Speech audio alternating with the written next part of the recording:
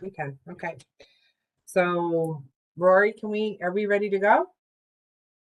We are live. Thank you.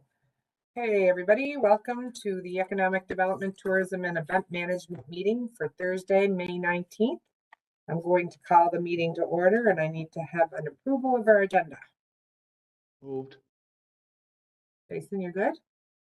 Yes. Seconded by Deputy Mayor Cody. Any declarations of conflict of interest? None. Okay. Can I have someone move to approve our minutes of April 20th, 2022? Moved. Jason's good. Yes.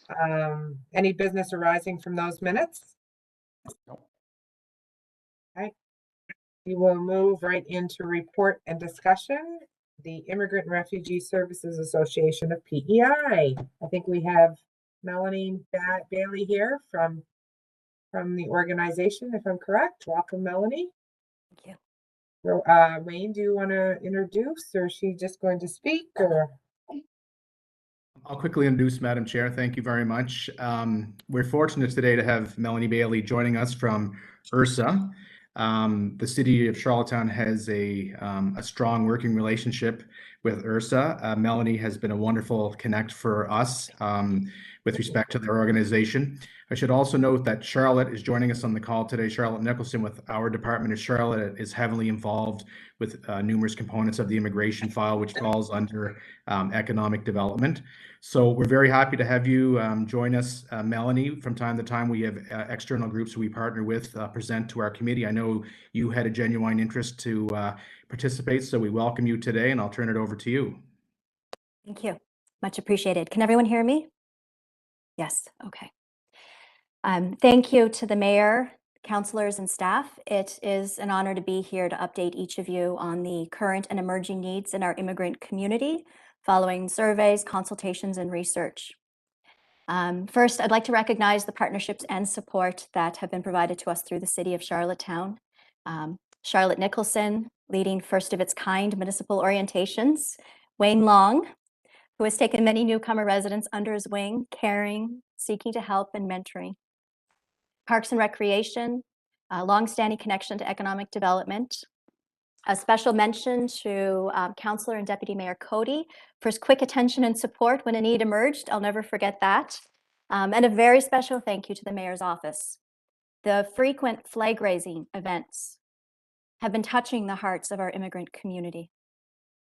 It's been creating a sense of belonging and welcome within their new home, and I can't thank you enough. So again, yes, today I'm speaking to you from IHRSA, but as a program that works as a go-between for the immigration and settlement sector, various partners and stakeholders across Prince Edward Island. Each of us is part of a network of organizations and people that are creating an increasingly welcoming and supportive province where newcomers can settle, integrate, and hopefully reach their potential. To give you a sense of who is part of the immigration and settlement sector, as well as partners and stakeholders in the work, I have a brief 2-minute video to show. It'll show some of the highlights, news, and momentum over the last year. I'll be turning that over to Charlotte to show the video, after which I'll share my presentation on new and emerging needs in our immigrant resident population.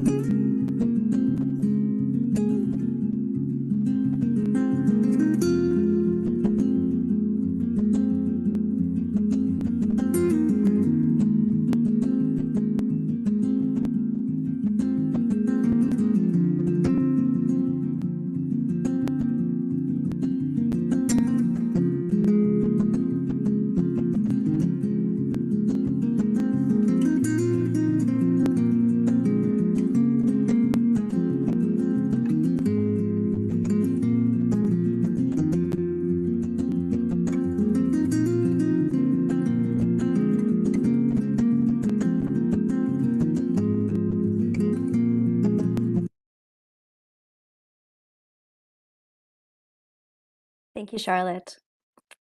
So I'm just going to share my screen now, and I'm going to walk you through the current and emerging needs in our immigrant community.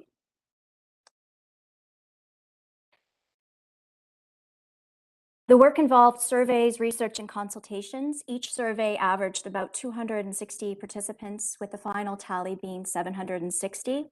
All of that data has been collected over the last few years to give us informed insights into how our immigrant population is doing in order to pivot and respond through programming and to inform our partners like yourselves. Sometimes before I start, I just want to briefly touch on why immigration. There's a fellow that wrote an insightful book. He talked about how we can either manage the challenges of decline or we can manage the challenges of growth. And so we have been in decline situations in the past, but over the last number of years, we've been in a growth situation. With growth, there comes school capacity challenges, housing challenges, healthcare challenges, etc. The flip side is managing decline, which is not a situation any economic development officer wants to be in. Very briefly, where we stand is immigration is critical in mitigating labor shortages. This was 2019. The number is even higher now. Even with immigration, we're just barely keeping up with labor shortages. Immigration for PEI has meant more distributed growth. So looking at numbers of decline versus the numbers of growth in recent years. It also has brought very encouraging stories and hope in our rural communities, which are growing for some for the first time. As well, there's discussions in New Brunswick. They've been eyeing PEI's growth and have been seeking to emulate it. Of course, this was before the massive maritime migration that happened during COVID. You'll notice the date there is 2020. Not only were they eyeing the growth pattern in PEI, but they're also looking at the healthcare costs and considering how do we grow our population and economy to keep up with this. So to update you on the current and emerging needs in our immigrant community, I'll just mention this does reflect our larger cultural communities. Much insight came from them, as well as some insight from our smaller communities. Our large communities being Hong Kong, Vietnam, mainland China, India, and the Philippines. And I will mention this data is not reflective of our international student community. And to show you as well, the same countries I mentioned were the largest participants, and then a wide range of smaller communities, which is reflective of the client base we would see in the settlement sector, as well as a distribution of how long people have lived in PEI. So the results came in, looking at Charlottetown, Stratford, Cornwall, and health and medical access was #1 this year, followed very closely with finding or keeping a job. Missing family and friends overseas continues to remain high. Much concerns have been raised this year and in previous years related to viability of people's businesses, as well paying mortgage or rent, finding a place to live. The theme in analyzing the data, the theme that emerged most strongly for me is that the challenges are interconnected. Various organizations and stakeholders support different areas in the immigrants' settlement journey. However, immigrants face multiple challenges that cross multiple organizations. And when you peel back the layers, if someone is struggling with multiple barriers and challenges, that's where you end up with stress at 68% and grief and isolation and challenges, just because of the enormity of the challenges an immigrant faces in the immigration journey. Key findings by topic. I'm just going to briefly touch on this. I'll share the presentation if you'd like to look into it further.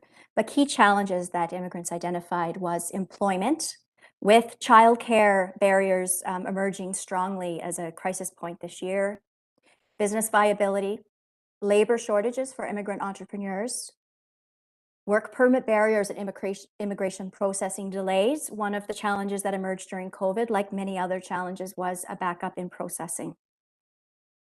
As well, municipal and community needs, families and youth, and learning English. Within municipal and community, by and large, the comments centered around immigrants wanting to do more activities for their health and well-being, and so various cultural communities can come together. And within this, it was noted that there is a significant shortage of indoor and outdoor sports fields and infrastructure. It was also mentioned there wasn't enough tennis courts, indoor tennis courts, and of course we received the news of the tennis court at the spa being closed. So the sports infrastructure was the key concern that was raised there. As well, healthcare access, discrimination, housing, and mental health. We've listed priorities and also high-risk needs and trends. Within the high-risk needs and trends, we did some additional research, and I'll be bringing forward just a few of the topics today. And again, if you want to see the rest, you can, I'll certainly share the presentation. Looking at 2021 and then very quickly into 2022, just 2 months in, immediately childcare emerged, and of course, Ukraine. High-risk trends were identified by being a risk to immigrant well-being or our ability to grow. The key high-risk trends are labor shortages, discrimination, housing supply and affordability, healthcare access, mental health support, and the immigration processing and work permit barriers. Research into high-risk trends, I'll touch on 3. The first is mental health.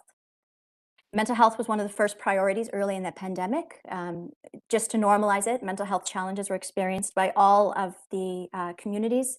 The pandemic was a difficult time, and many experienced challenges with previously only 8% of Canadians reporting fair mental health, where now it was 24% of Canadians reporting fair or poor mental health.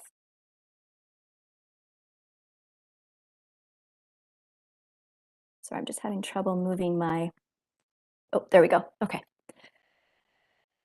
Not only are Canadians have struggled with mental health, but immigrants are at an increased risk due to all of the barriers and challenges they experience in the immigration journey, with Stats Canada reporting that there were a number of indicators where immigrants fared poorly, even more so than the Canadian population.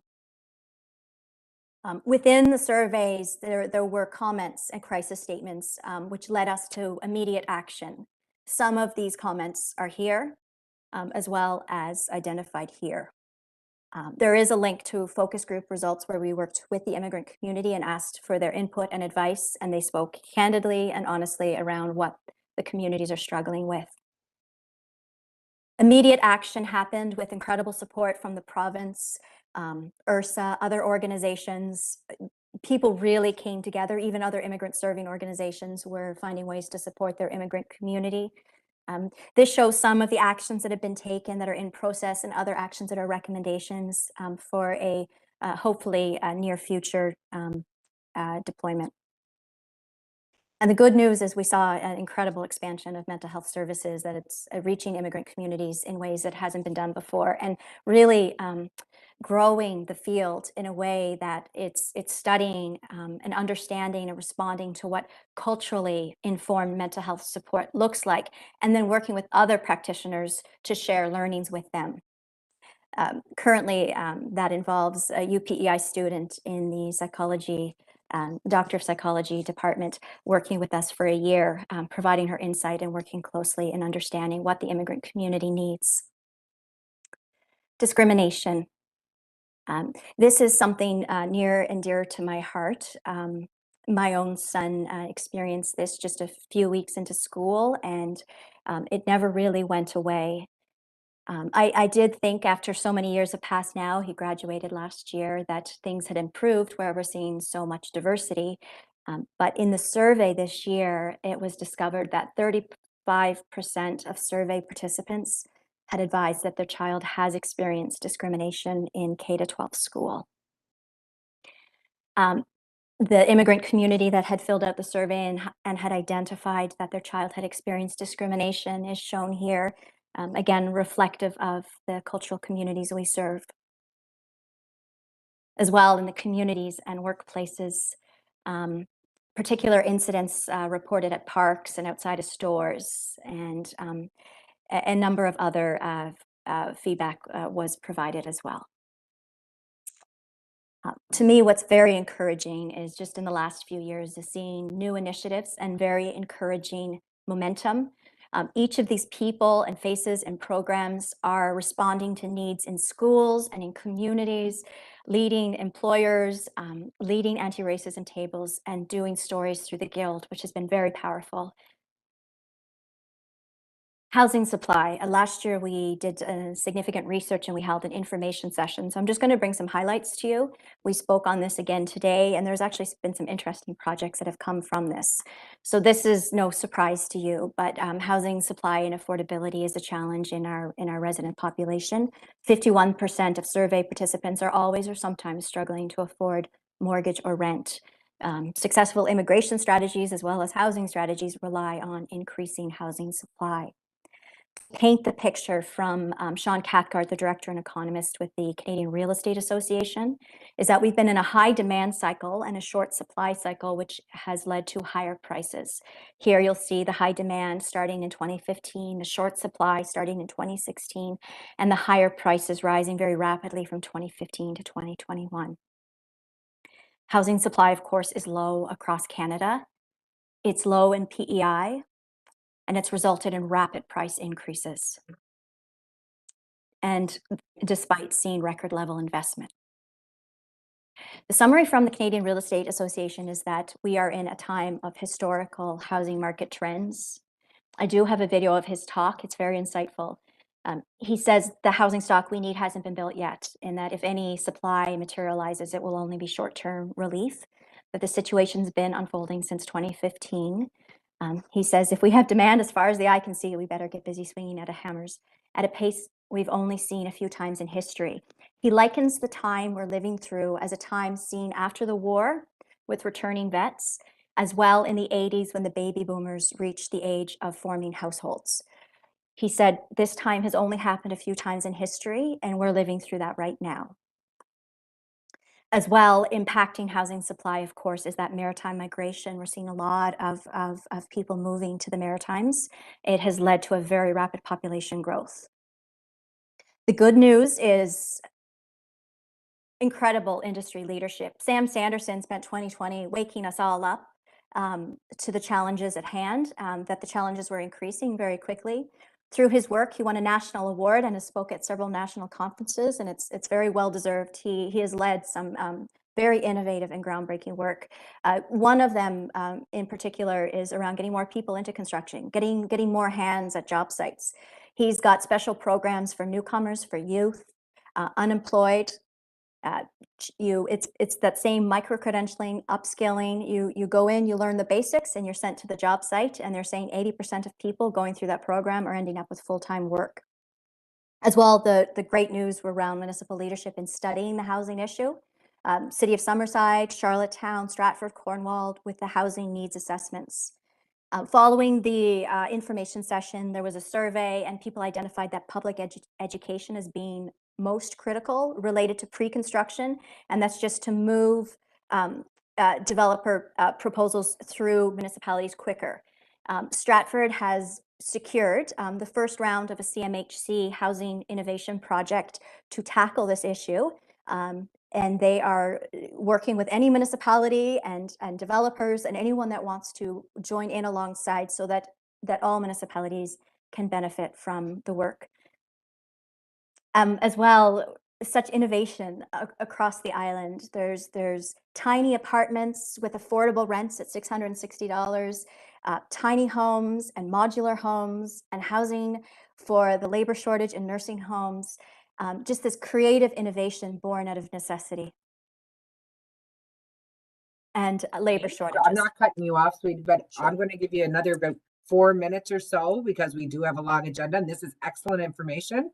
So I'm sure if we had, I know we've been seeing some work coming from your office, but it'd give us a chance to look at it too, and have you in again because it is very important. I just want to try and keep the meeting on track. Sure. So thank you. Thank you. Okay, so yeah, labor shortages we mentioned, and as well innovation around micro-credentialing and upskilling related to the labor shortages. I'll just mention the municipal community, what's been happening at the City of Charlottetown with the flag raising is unbelievable and supportive, so thank you. Again, it was mentioned around the shortage of outdoor and indoor sports infrastructure, so if there's a way for us to collaborate on that, I would love to lead a working group. Not lead, but support a working group for the greater Charlottetown area. This has shown up as a significant need. I'm going to move through the Inspire Hope project, and I'm going to move right to the recommended actions. And so basically the ask today is there's a number of needs. of which many people are working on them. But there is also a need for a Greater Charlottetown Area Working Group. There are some needs related to our business community and employment. There are needs related to discrimination, housing supply, and some of the work that's been happening, an opportunity for municipalities to collaborate around expediting development. And the fourth need is the municipal connection and training and connection. And that's just to share ideas around how to support our immigrant residents, but also to collaborate around the sports field infrastructure shortages. So I would welcome anyone that's interested. I really just need names and recommendations, and I can initiate a discussion to get those 4 key points so that we can collaborate on those 4 key points through a Greater Charlottetown Working Group. Thank you for allowing me to be here and for the many people that made this possible. And I think, That's it. thank you very much, Melanie, because I really think we do have to become more in tune, and we've had a lot of discussion about that at our committee level. Wayne's been promoting that, where we have to, start to look at some of the things. It was exciting to see the cricket taking place over in Stratford with the teams that they were able to get in there and develop, and it's good for all of us. It's everybody benefits from those opportunities. So I'm going to give people a chance. I'd love to sit in a working group. I mean, I work in education, so as far as the more we can learn and collaborate, the better. But anyway, is there any questions for Melanie at this time? Melanie, thank you for the report. Always good to hear from you. Melanie, just a couple of weeks ago, there was a meeting at UPEI, Together We Ignite, and it was the Hong Kong community. As you know, there's a strong connection between Hong Kong and St. Dunstan's University. Just take a look at the name of the sports facility. Chi Wan Young Sports Center. That money was donated by Chi Wan, who was a Hong Kong business person who went to STU. But there's a lot of energy there. And are you working with the Hong Kong community through your organization? Yeah, they're one of the 5 largest cultural communities. We are working with them. It's a very new growth that started in 2018, and they're doing amazing things. I agree. Yeah, and again, for development purposes, I know that they'd love to move. They're anxious to move to Canada. That's been going on since 1999 when China took over. But again, it's a great resource to tap into, and hopefully with our economic development officer or the department itself be part of that initiative to encourage more families, business people to come from Hong Kong to live here. And the other issue is about sports fields. Yeah, we're lacking sports fields to accommodate, for example, India, which is 1.2 billion people, and cricket is one of their major sports. So, if there are any ideas that can be forwarded to Frank Quinn or the Department of Parks, Recreation, Leisure, and identify a site, the sooner the better. So thank you, and great report. Thank you. Thank you, everyone. I'll sign Thank out you, now. Your Worship. Thank you, Melanie, and we hopefully can get you back in again to keep us updated. Thank you so much. Thanks again. I have a question. Oh, sorry. There's one more question from. I'm sorry, Rachel. I didn't see it down there. Thank you for your presentation, Melanie. I mean, you've given us a lot to think about, and a lot of the different topics that you outlined in your presentation. What I'd like to talk to you about here this afternoon is capacity. Capacity, to my mind, is something I think that needs to be looked at. We're strongly in favor of immigration and newcomers coming to our island, settling in our city, raise your families, become involved in the business community. And one of the biggest challenges you outline is housing and infrastructure, recreation. It could be schools, it could be a number of things. Excuse me. And I think you outlined, was it 2015? But these challenges go right back to 2015. And now the challenges are even greater than what they were in previous years. So we're always talking about providing more housing and more public housing, and we're playing catch up. But in terms of capacity, what's really realistic and what's not? We can have all these goals, but in terms of achieving these goals, what is really attainable? What's achievable? What can we accomplish from a realistic perspective? If you were to put a chart on the wall and say, okay, here over the next 4 to 5 years is what we can realistically achieve. I mean, when you talk about, sports fields and sports facilities, I mean, the facility that we're constructing at Simmons is, for all intents and purposes, a replacement. Thank God it's staying at Simmons. There was a community group that had a lot of energy to fight to keep that facilities on that Simmons campus, which was the best thing that ever happened. But obviously we need more. But in terms of capacity, I would like to have further discussions with you and your group from a realistic perspective in terms of what's really achievable and capacity. I don't know about the infrastructure. I mean, it could be cycling lanes, it could be active transportation pathways, passive and active recreation, housing, all of those things. So maybe with all the research you've done thus far, we can put together a plan of action and say, okay, here's what our target is for the next 4 to 5 years. Here's what's realistic, here's what's not. And we have to be able to manage, I would suggest, expectations. I really think we need to, manage those expectations. It's one of the things to say that we need all of this. We don't have a number of these items that you've outlined, but putting together a plan of action over the next, say, 4 to 5 years, the next, 10 to 15 years, and then following that, the next 15 to 25 years. And what can we really achieve in terms of capacity?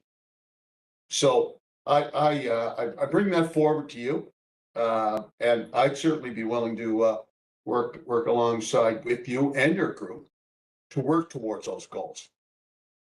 Thank you, Councillor Twill, for your comments. I think that you've expressed interest for sure in the newcomers to our city. So it would be great if, the more people that I think we get involved and hear the message and work collaboratively, the better it is for everybody. So thank you for that.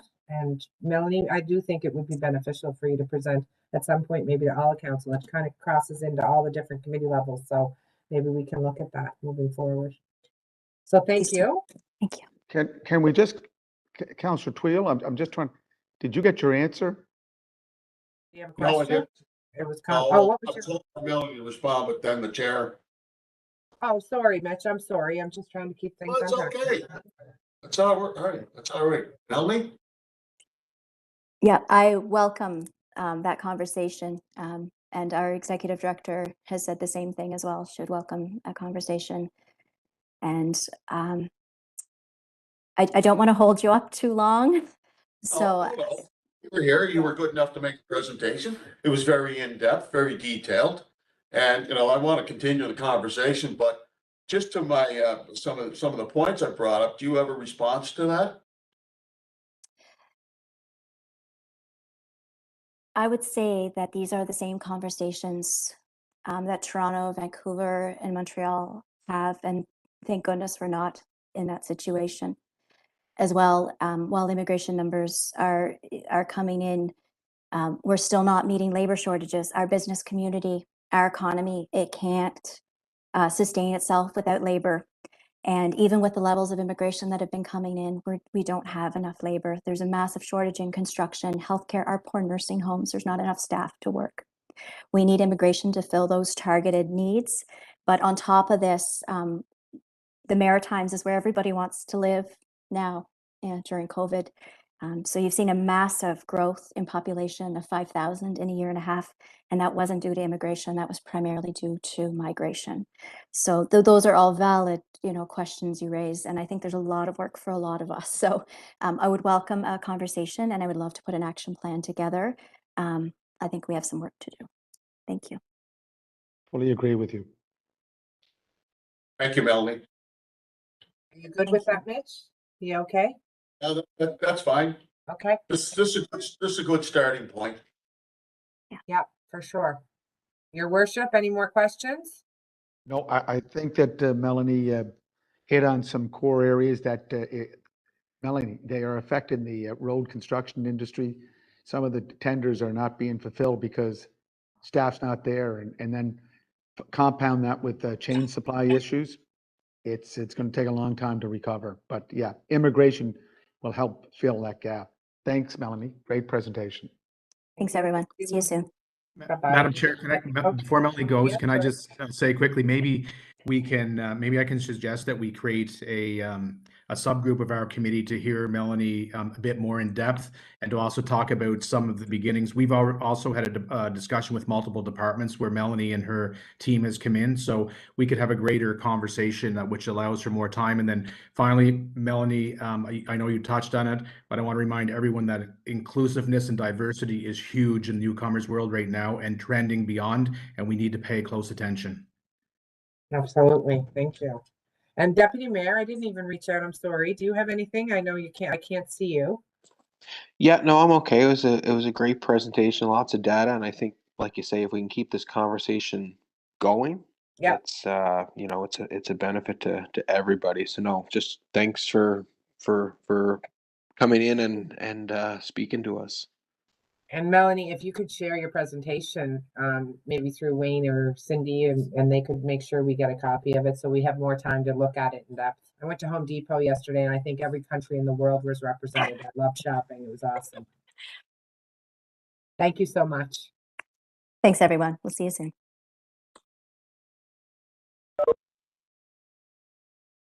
I'm looking forward to getting back in the chambers. I'm these computer meetings at the end of the day after you already had no lunch because you had to meet to stay attention to a computer screen is tough. Economic development report with Wayne, please. Thank you, Madam Chair. Just a few highlights. I'm operating with Pacific time and without my luggage, so I'm a little bit ragged here. Recently, I've reported at last meeting that 3 of our biggest partners had AGMs coming up, and they have all happened. DCI, YYG, Charlottetown Airport, and the Chamber of Commerce. A combination of elected officials and staff were at all of these AGMs. I believe the mayor may have been at all of them himself as well. On the topic of YYG Charlottetown, you may recall me mentioning in the past that throughout the pandemic, I sat on a recovery committee to try to stick handle YYG's rebound through the pandemic, along with many other partners.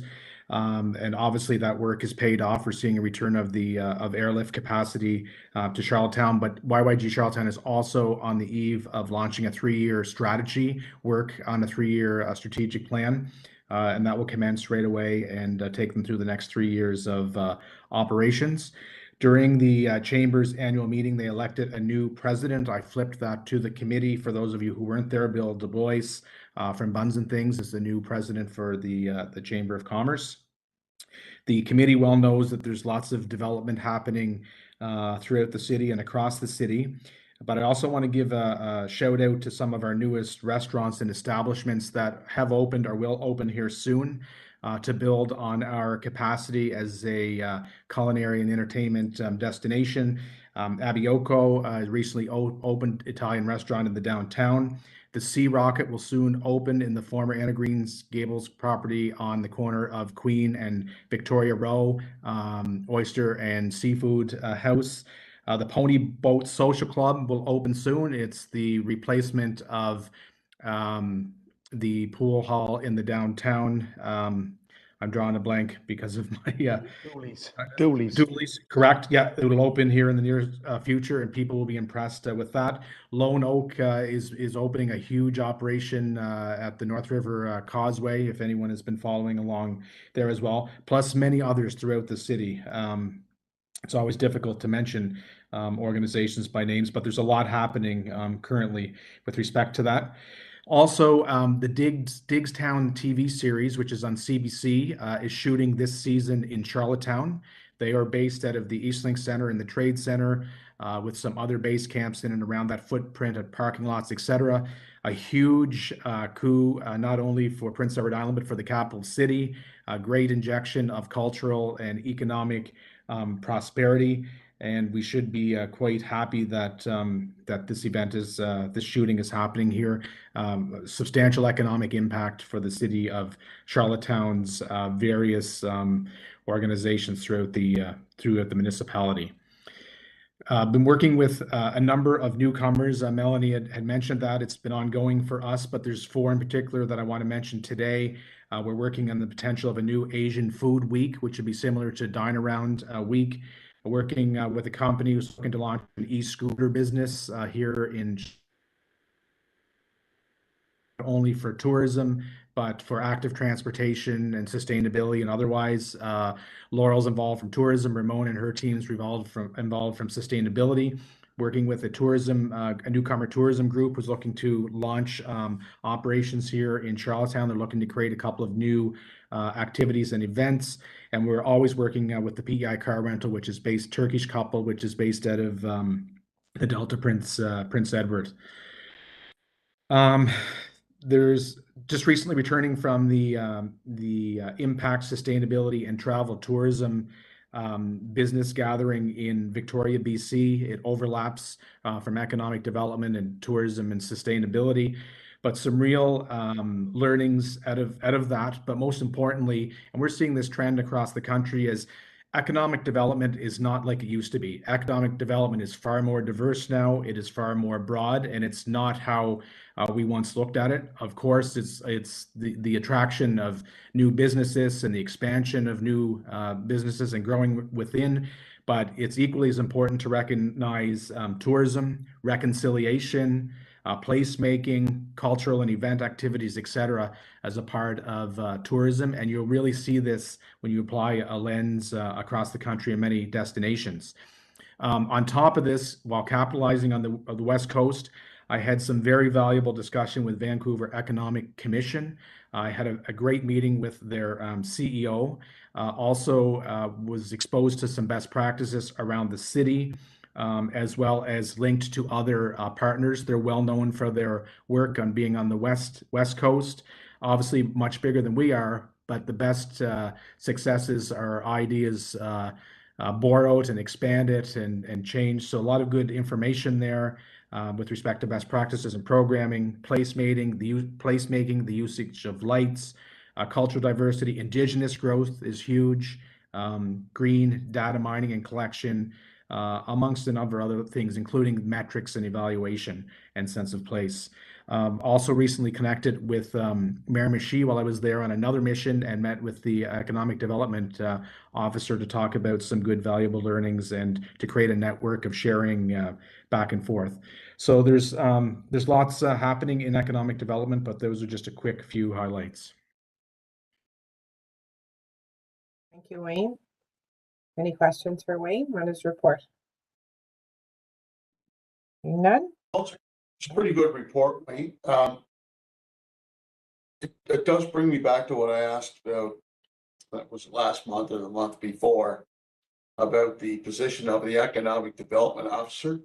And now that Donna's with us, I think we need to fill that position so that we can have a dedicated person working on economic development. I don't know where that is. We did have an economic development officer who's no longer with us for whatever apparent reason, but nonetheless, it's very important to our city. But one question I will ask, Wayne, is that we talk about new businesses opening up in the city of Charlottetown. And one of the regular occurrences has been over the last 5-6 years, or maybe even longer, businesses that are here for, let's say, 15 months, 18 months, and then they cease and desist and move on. And what are we doing in terms of recruitment? And more importantly, or equally importantly, is retention. What are we doing to reach out to some of these businesses so that we can ensure longevity? So they're not just here for, 16, 18 months, like satellite operations, and then they're gone. There's too much of that is happening in our city. And, it's frustrated a lot of our local residents, and I wonder what can be done to, to get them to stay here for the long term, as opposed to being here for, say 15 to 18 months, 2 years tops, and then they're gone.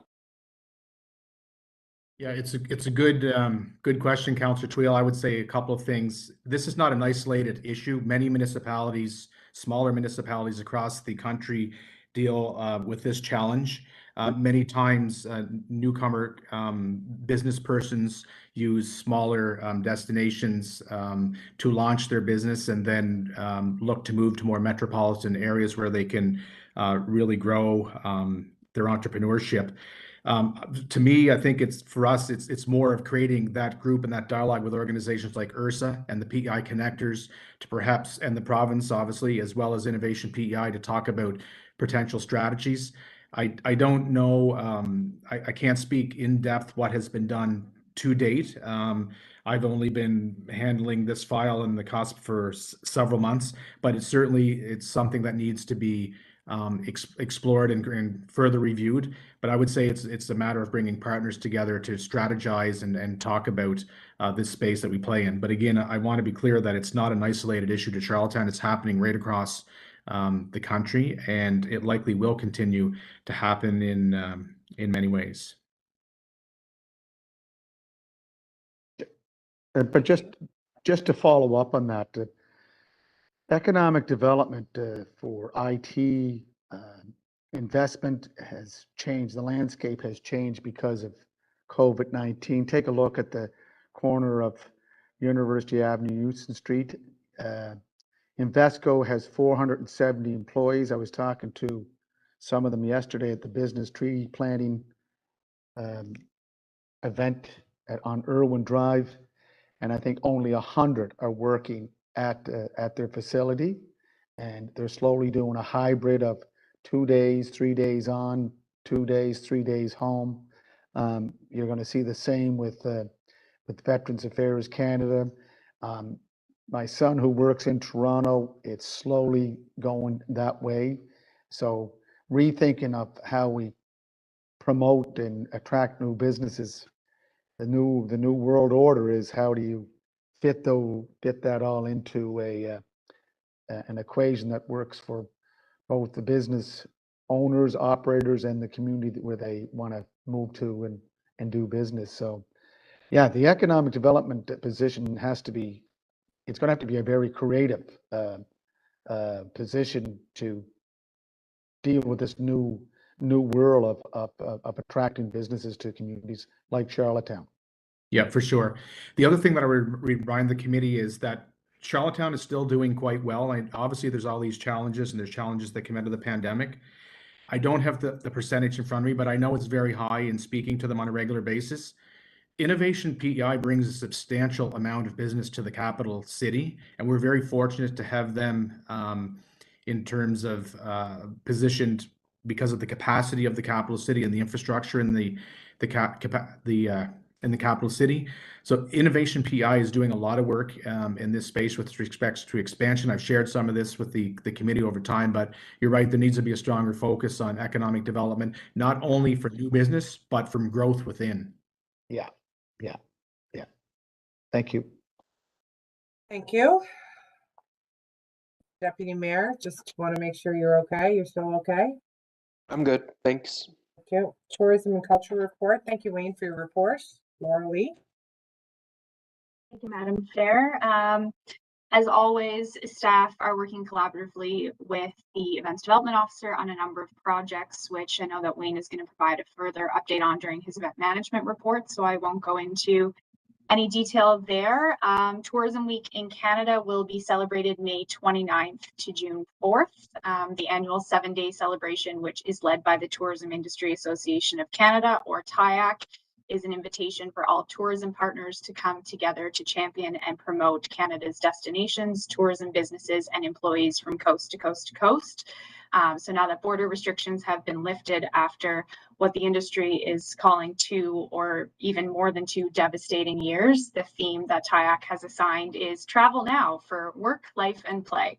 So our staff are currently working with the communications department to action TIAC's requests related to social media promotion and also the lighting of the City Hall Tower in Tourism Week's Glowing Green. So you'll start to see some of that coming together publicly later in the month. The federal government is also in the process of launching national consultations with the tourism industry, as well as with provincial and territorial associations and Indigenous operators, as it works to draft a new post-pandemic federal tourism growth strategy. So TIAC will also be surveying its members in the coming weeks to gather insights for its own discussions with the government as part of their ongoing advocacy efforts. And we all know that Heidi Zinn at Discover Charlottetown actually holds a seat on the National Tourism Board. So Charlottetown will be well represented around the table for those discussions as well. As Wayne previously mentioned, I also had the opportunity to attend the Impact Sustainability Travel and Tourism event last week in Victoria. And I can honestly say that I don't think I've ever left a conference style event as inspired as I did leaving this one.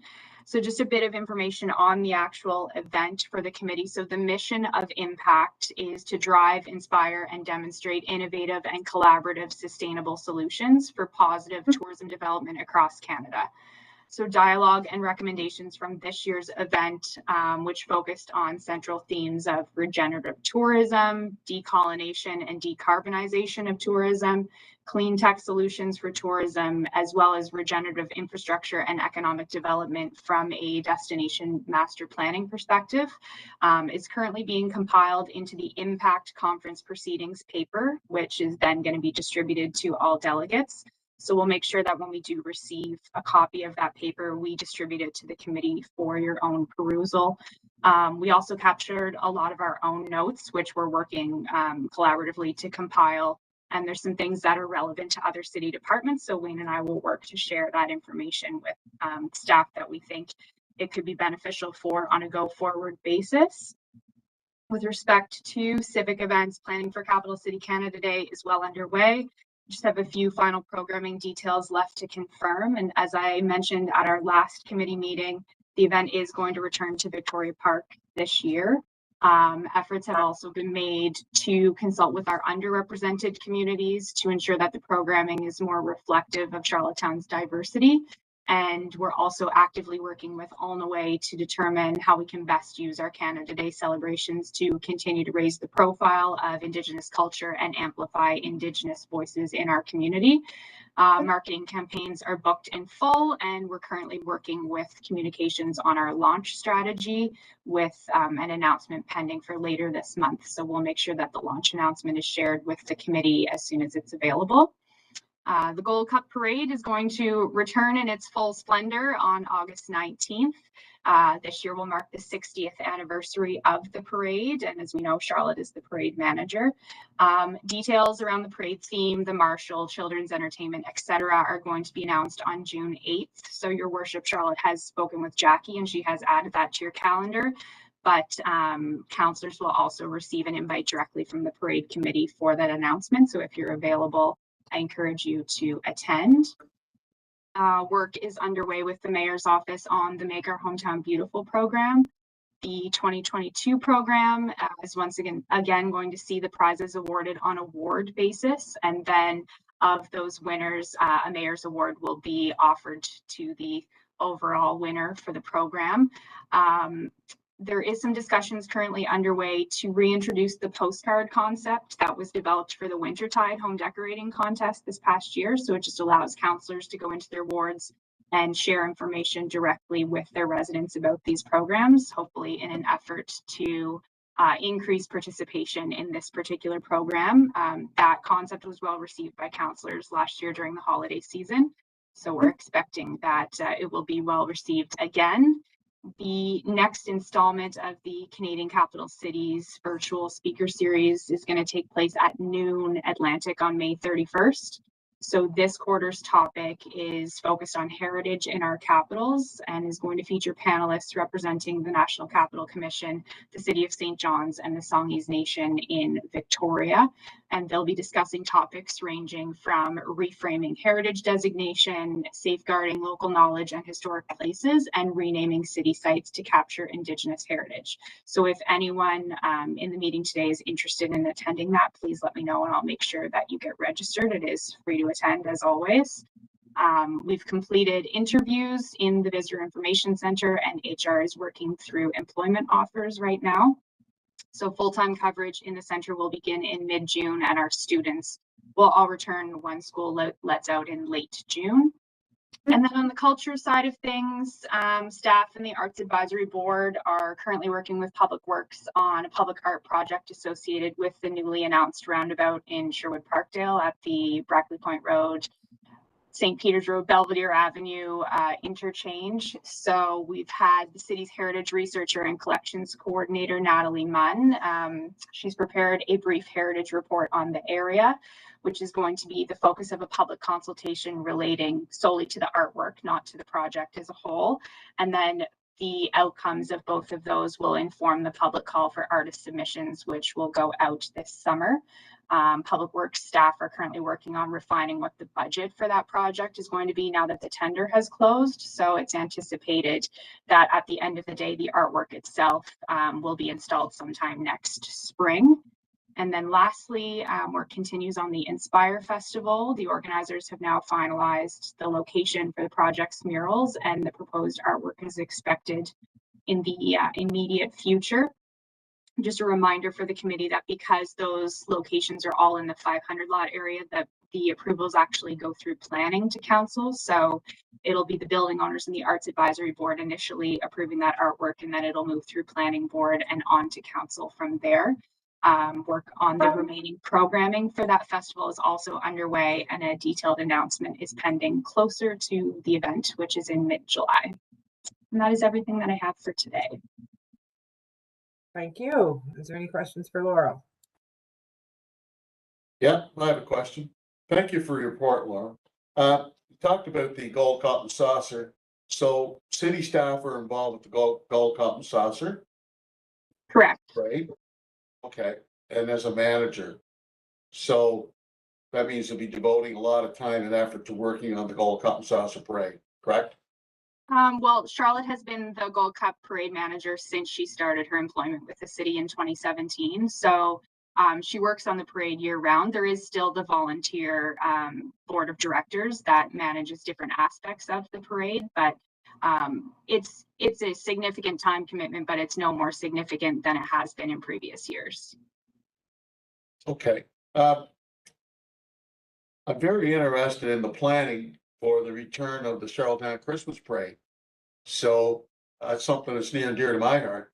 So can you give any indication or outline any progress in terms of the return of the Charlottetown Christmas Parade, setting up a structure, working on that parade as well? That's probably one of the biggest children's events here, not only in Charlottetown, but I would suggest the province of Prince Edward Island. So do you know if there's anything taking place there in terms of planning, structure? So planning for the parade doesn't typically start till later in the summer. Just we have a limited number of staff, so we have to focus on our civic events. We have 3 civic events before the end of August, so that's where our focus is right now. Traditionally, we have started planning for that parade usually around Labor Day. We work directly with the events team through Public Works and Parks and Recreation, who are directly involved. But the intent right now, Councillor Tweel, is that the parade will return to its original format since we have seen COVID restrictions be relaxed basically back to pre-pandemic levels. That is the intent right now. We don't know what the fall is going to bring. We'll monitor things closely, but the expectation is that things will be back to 2019 levels for this year. Okay, thank you. Thank you. Thank you, Councillor Tweel. Okay, we're back to Wayne. Thank you, Laurel, for your report. Event management reports with Wayne.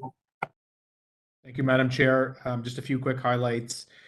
We have numerous files on the go right now with respect to prospecting and bidding on the areas of sport tourism, meetings and conventions, and festivals and events, and of course, new tourism product development. We've mentioned a number of missions in the past, so I'm not going to spend more time raising those again. Just back from the East Coast Music Awards Festival and Conference in Fredericton, the committee is aware that we just resecured the hosting rights for 2024 for that particular event, so we're happy to have done so. Back from Impact Travel and Tourism in Victoria, we talked about that a bit earlier, as well as meetings in Vancouver, both with economic development as well as SCORE. Up next for our team is the FCM Expo and Conference in Regina. We have a booth on the floor there as a part of the Birthplace of Confederation initiative. I'll also note that our neighbors in Summerside have a booth on the expo floor as well. We're also up and coming as the Canadian Capital Cities organization. Laurel would normally attend. Laurel's the current president of the Canadian Capital Cities organization, but we're excited to be pitching to host the event in Charlottetown in 2023, which is the anniversary year for Prince Edward Island in terms of joining Confederation. So there's a nice fit for our municipality to host. So we're presenting a bid with respect to that.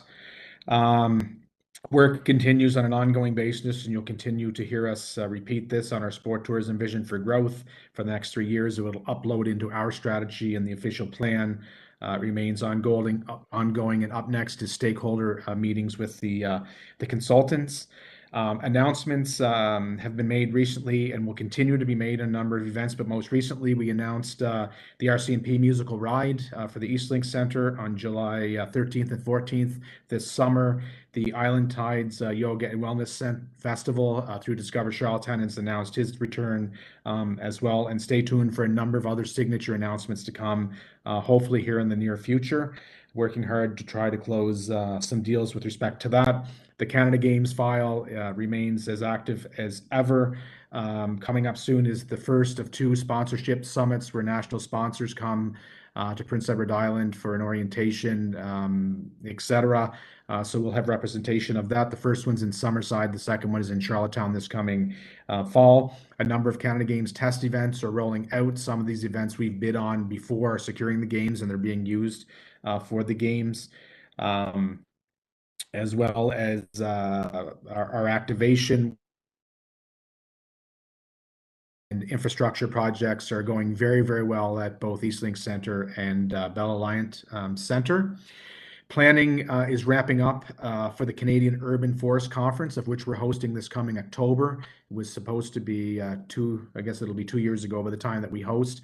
The pandemic had the final say on that at those times. From an event perspective, there's a lot of events happening. Some of the highlight events would be Andrews Hockey has multiple spring tournaments, which has substantial impact. The Atlantic Artistic Swimming Championship is coming up. The Atlantic Table Tennis Championship is coming up. The Eastern Fencing Atlantic Open is coming up. The National Junior Wheelchair Basketball Championship is coming up. So Charlottetown is booming with respect to sport tourism, as we always have.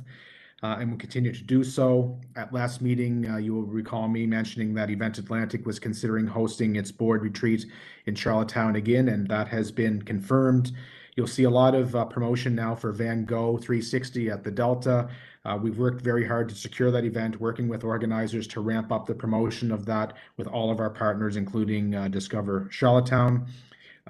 We now have a full focus and great work rolling out on the Mayor's Cup. We had a bit of a conflict in that the Chambers tournament was scheduled for the same day, but we worked with the Chamber to find a new date so both events could move forward successfully. And then finally, it's the time of the year where our departmental logistics meetings really heat up. So that's police, fire, parks and recreation, public works, communications, at times water, sewer, utility. Every major event that's happening in the city requires a logistics meeting and a great effort from city departments. And we just appreciate the support of all departments, and communication is paramount to success of hosting these events. So that's just a quick update in event management.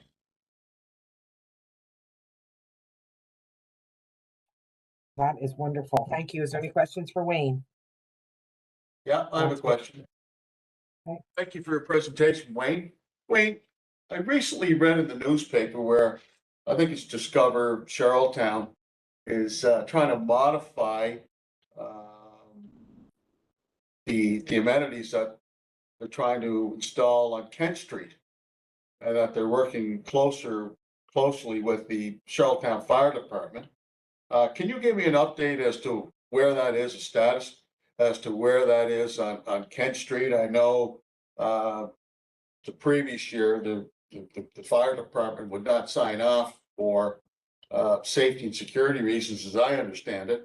I wonder if you can enlighten the committee as to where we're at and what's happening with Councillor Twill, your comments are correct. I'm going to turn it over to Laurel.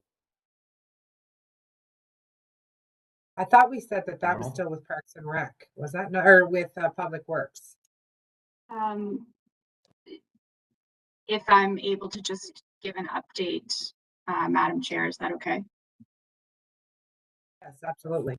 Okay, Councillor Twill, so I did update at this month's council meeting. The same question was asked from the floor. So I think that you asked where on Kent Street. So the block that we're discussing is between Great George Street and Prince Street. So it's the same block that was initially being discussed. And after the original design was not signed off on by the fire department, Discover Charlottetown and their architects have been working directly with the deputy chief.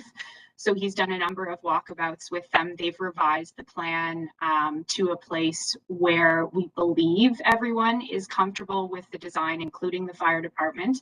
The final drawings are just coming together, and then those will go back for review by the fire department. And when we know that they are on board and that we've met all of the code requirements, the item will go back to Public Works and it will go to council from Public Works. So we're expecting that will happen. We're expecting the final drawing sometime this month. So we're expecting they'll be back to council by early summer. But we are a funding partner as well, and we do provide services in kind. Is that correct? We provide services in kind, but they have not, in the original application, they did not ask the city for any upfront investment. They had asked for the city to take on the insurance of the infrastructure once the project was completed, which our insurance company had agreed that was able to happen. And they had also asked for the annual maintenance to be covered through the city, which I believe Public Works has budgeted for because they were originally on board with the project.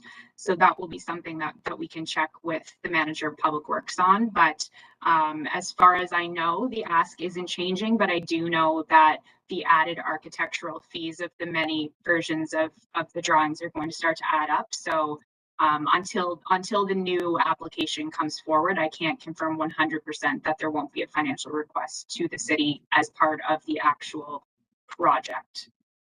Well, thank you, Laura. Will we be able to get a one-page financial summary as to what contributions the city of Charlottetown will be making, commitments that have been made, and additional commitments as well. So if when everything comes to a final conclusion, maybe you could provide that information to the committee as well. I'd like to look over the summary as that information will come through the Public Works Committee, as it'll come through the Public Works budget. It wouldn't come through the tourism budget. So this committee has been asking questions just because I'm the direct liaison to Discover Charlottetown, but the project itself actually falls to the responsibility of Public Works and Urban Beautification.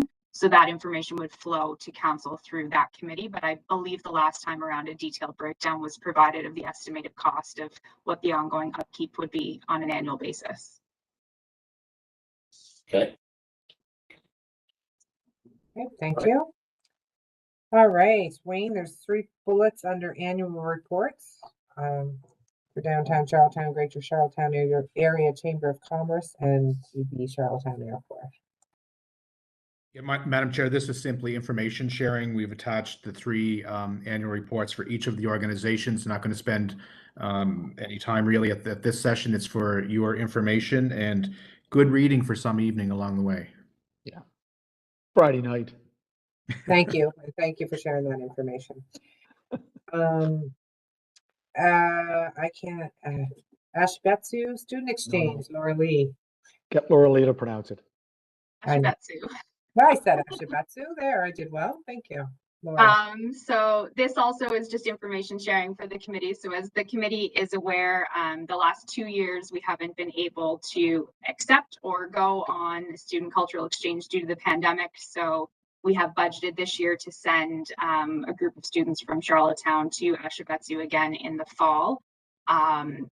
We are currently working with the city of Ashibetsu. The Japan borders currently aren't open for leisure travel, which is why we're a little bit later than we normally would be with this process, but they're expecting that in early June, they are going to reopen. So we're just waiting for that official announcement.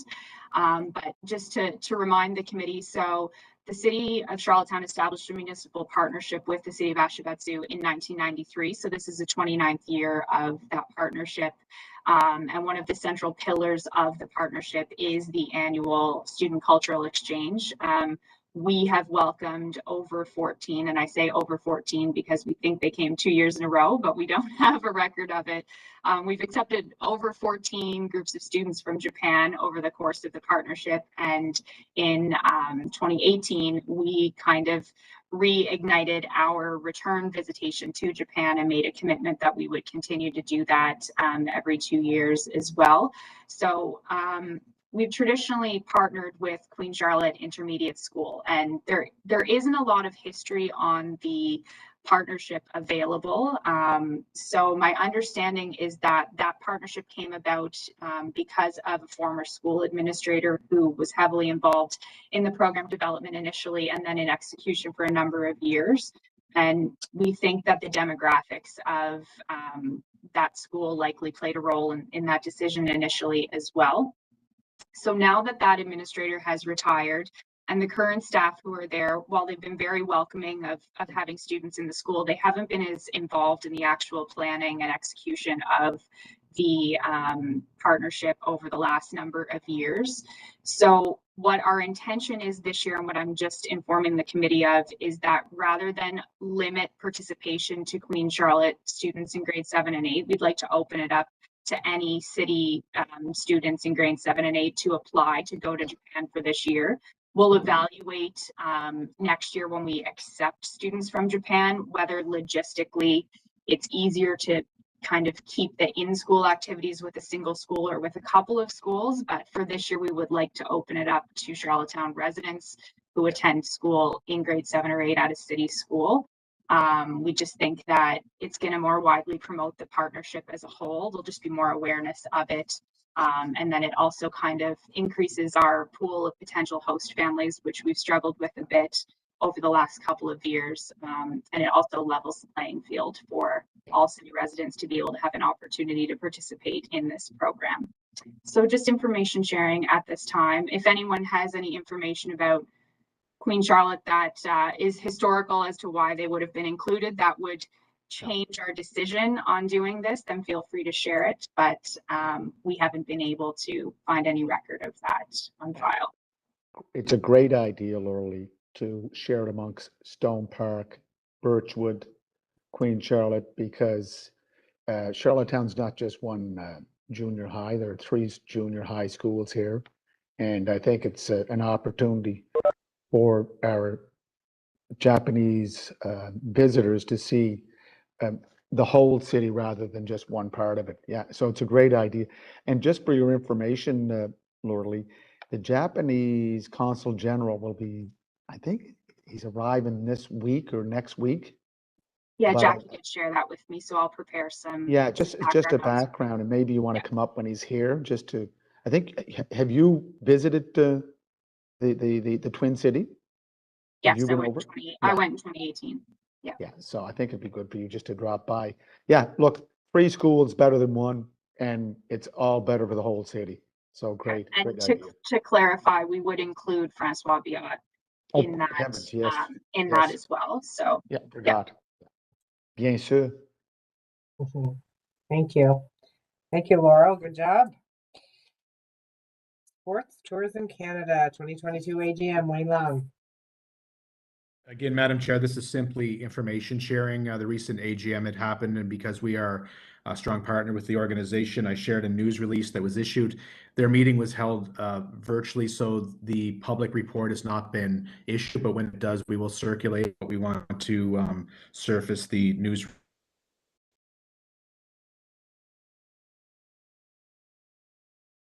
Thank you. Thank you, thank you. Okay, that ends our open session. There are a few things to go into the closed session as per section 119 Madam subsection. Chair, just 1 second. It's under new business. I just listened to all the reports, and I know at our last meeting, I again bring this up at every meeting in regards to the Indigenous crosswalk. I think at the last meeting, we were planning to reach out to the two chiefs, Abequit First Nations in Scotchford and Lennox Island. Did that happen? Madam Chair, are you okay if I answer directly? Absolutely. So, Your Worship, I did speak with Doug this afternoon to get an update on the file. So he indicated that he was working with you directly to determine the best way to go about doing that. So the short answer is no, it hasn't been advanced since the last meeting, but my understanding is that the two of you are having conversations with respect to how and when you would like to do that. Okay, so am I thinking that it's through the office of the mayor that we initiate this conversation and also work on the work on the file about the crosswalk? Is that my understanding?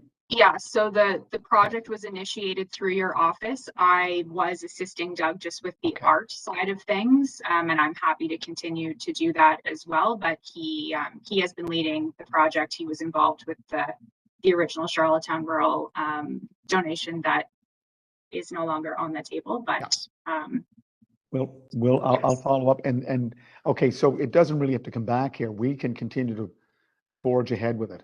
you can continue to forge ahead with it. The approval process for the actual artwork would We'll go have to go through the Yeah. arts advisory. Yeah. through Arts Advisory. And Doug is aware that if he needs any assistance, I'm here to help, but he seems to have it under control currently.